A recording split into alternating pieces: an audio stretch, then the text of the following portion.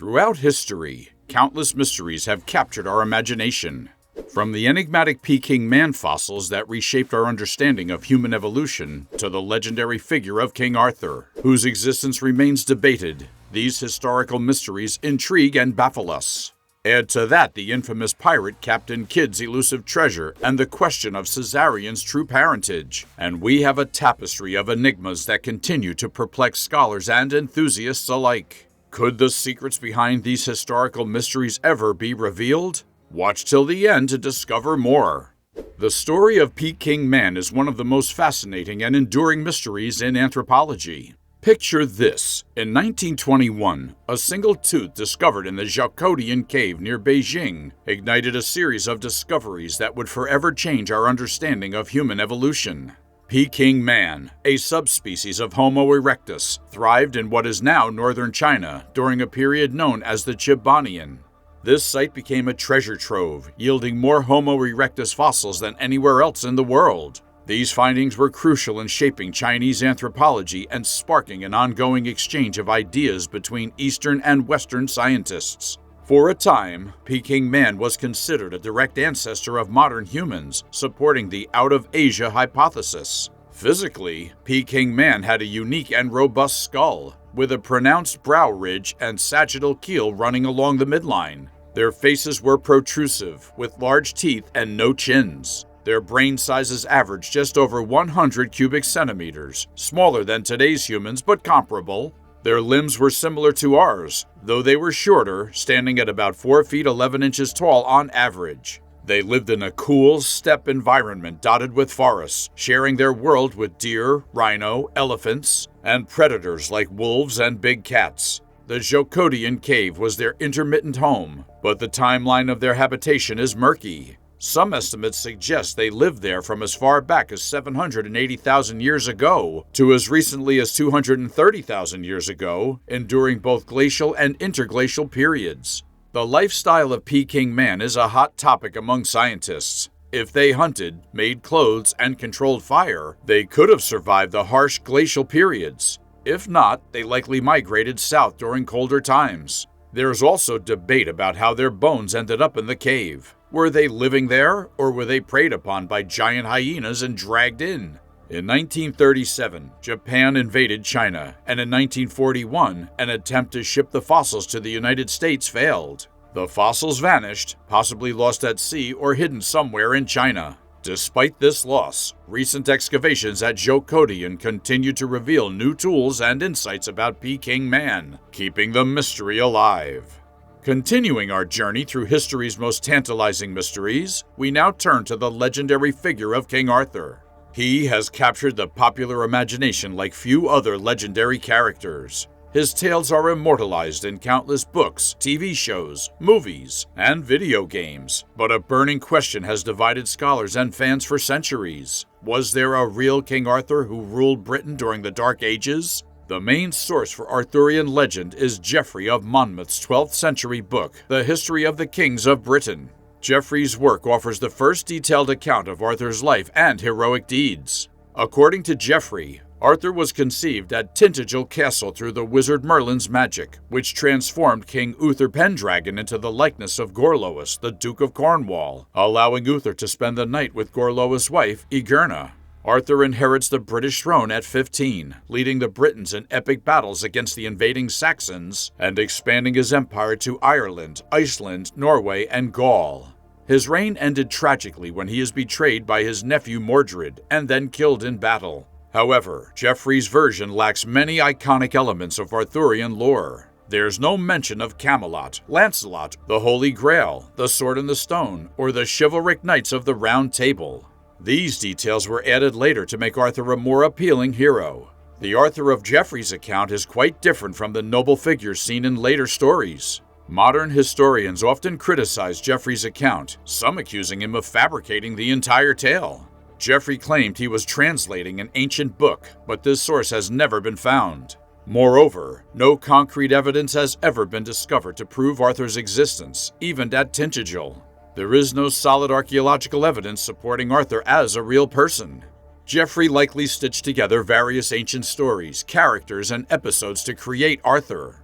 He drew heavily from the exploits of Ambrosius Aurelianus, another British warlord who fought against the Anglo-Saxons. Rather than inventing everything, Geoffrey used a variety of sources to create a patriotic British narrative.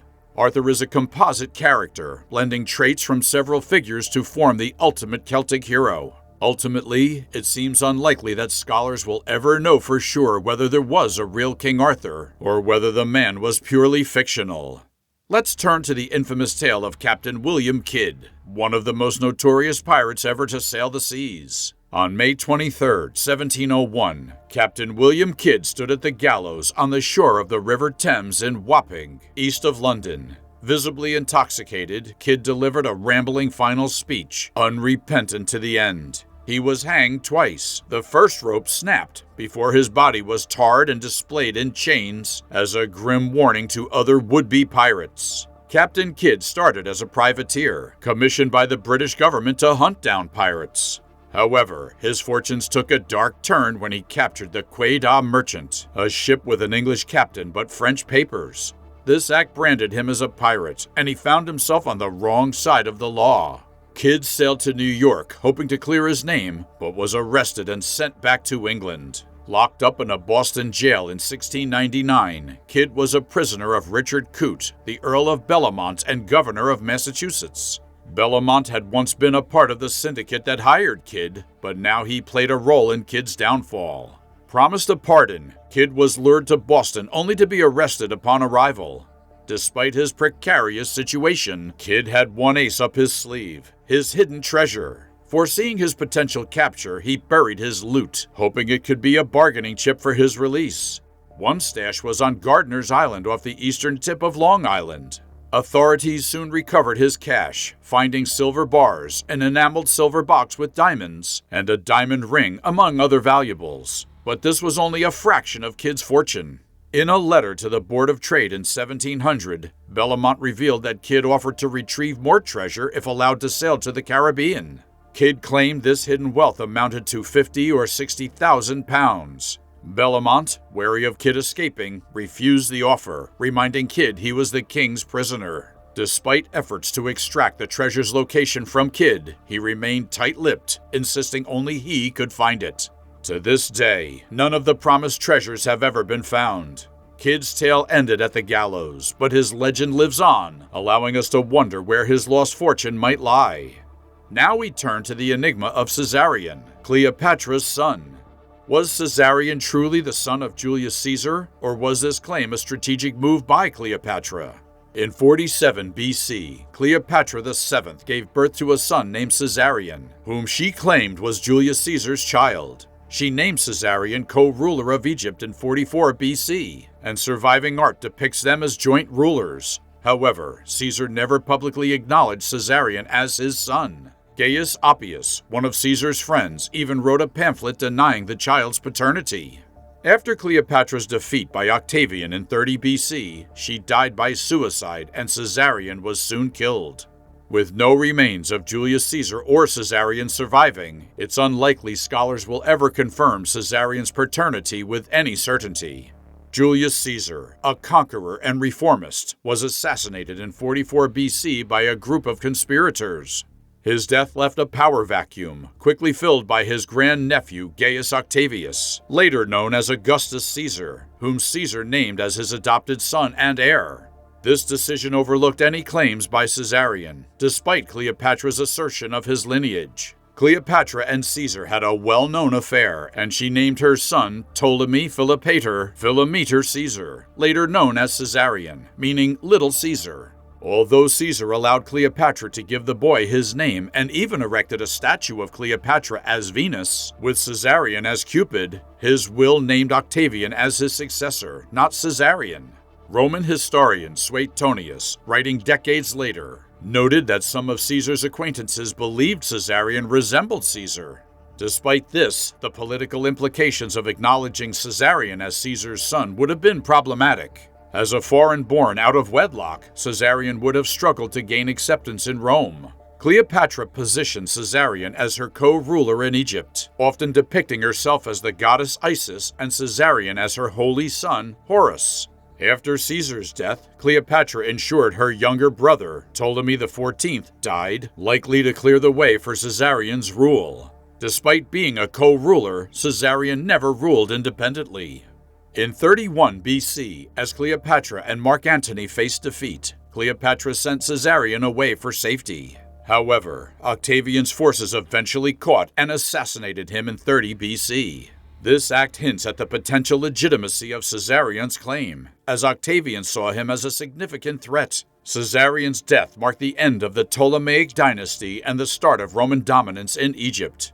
While his mother's affection for him is well documented, the truth of his paternity remains a mystery lost to time. As we continue exploring history's greatest mysteries, let's delve into the question of Jesus' birth date. Unlike other historical figures, the exact date of Jesus' birth isn't recorded in any of the Gospels or any contemporary sources, leaving scholars to piece together clues from various references and historical events. Most biblical scholars and historians estimate Jesus was born between 4 and 6 BC. This estimation is based on accounts in the Gospels of Matthew and Luke, which mention events tied to the reign of King Herod. Herod's death is widely believed to have occurred in 4 BC, suggesting Jesus' birth must have happened before then. The Gospel of Luke states that Jesus was about 30 years old when he began his ministry, which was placed around 28 to 29 AD during the 15th year of Tiberius Caesar's reign. By subtracting 30 years from this period, many conclude Jesus' birth occurred around 1 BC or slightly earlier. Additionally, the Gospel of Matthew notes the massacre of the innocents, where Herod ordered the killing of all male infants in Bethlehem aged 2 and under, further supporting a birth date a few years before Herod's death. Despite these historical clues, the traditional date of December 25th for Jesus' birth doesn't come from biblical accounts. This date was officially asserted by Pope Julius I in 350 AD. One theory suggests this date was chosen to align with the Roman festival of Sol Invictus, celebrating the unconquered sun during the winter solstice. Early Christians may have selected this date to symbolize Jesus as the light of the world, coinciding with the lengthening days post-solstice. Another perspective is the calculation hypothesis, proposing that early Christians calculated Jesus' birth as 9 months after the Annunciation, which they placed on March 25th. This theory, suggested by early Christian writers like Sextus Julius Africanus, implies Jesus was born in December. However, the nativity accounts provide no specifics about the season of Jesus' birth.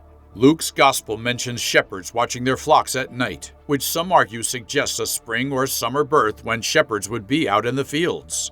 Others, noting the mild winters in Judea, believe a winter birth is plausible. Throughout history, various dates have been proposed. Early Christian writers like Clement of Alexandria suggest dates in April or May.